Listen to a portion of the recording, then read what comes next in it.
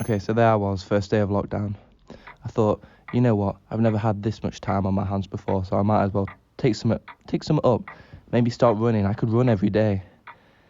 I thought, I'm not going to sit on my ass and just watch it waste away.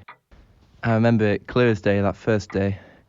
I went downstairs with a smile on my face, positive of what was to come. Sam was already there on the kitchen table, eating his cereal, so I got a bowl and joined him. I was still being optimistic though. So was Sam. We thought, it's going to be over soon. We still clung to that dream, the only thing pulling us through, that life could return to normal after this. But the wait just got longer and longer and longer, and there was no foreseeable conclusion to this swiftly growing nightmare. With each passing day, it was becoming drearier and drearier and drearier. We were spending all our time just consuming. We weren't productive. You see on Instagram all these people taking the time to better themselves and to make sure that they kept their aspirations for life strong through this crisis.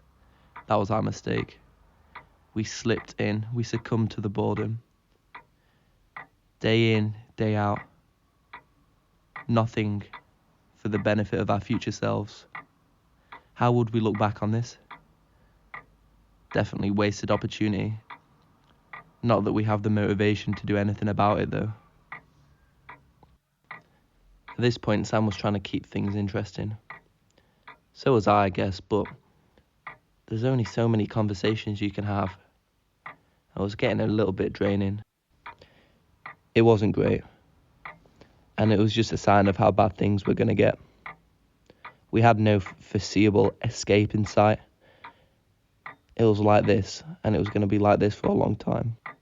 I was getting a little bit draining. I think we could both recognise that. But what else was there to do apart from just sit about, consume, and just talk about fuck all?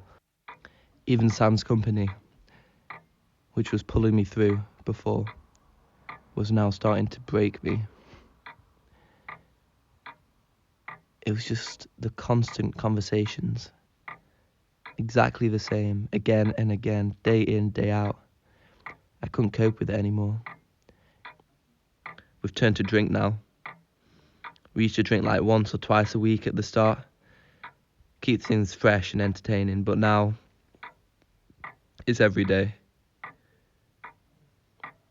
I can't remember the last time I went to sleep and I wasn't drunk. I probably wouldn't even be able to sleep without being drunk at this stage. It's just the only thing that keeps life interesting enough to keep going. I've got barely any motivation to do anything but just sit around all day and do nothing. And even that requires alcohol to pull me through. I knew that by this point, if it went on for any longer, I was going to go insane.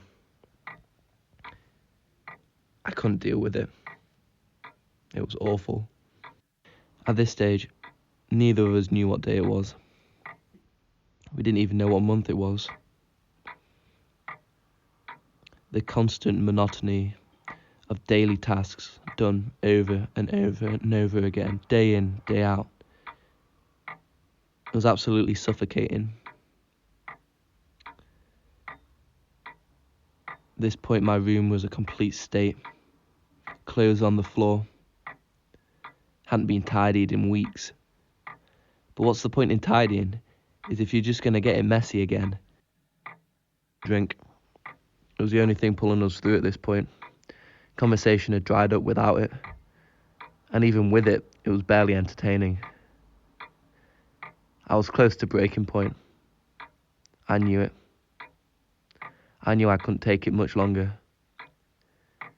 There was not even any hope that it would end soon.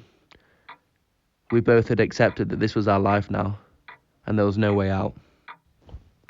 I was starting to lose it. I knew that I was building up to this explosion of rage, and I didn't know how to suppress it. It was making me go crazy.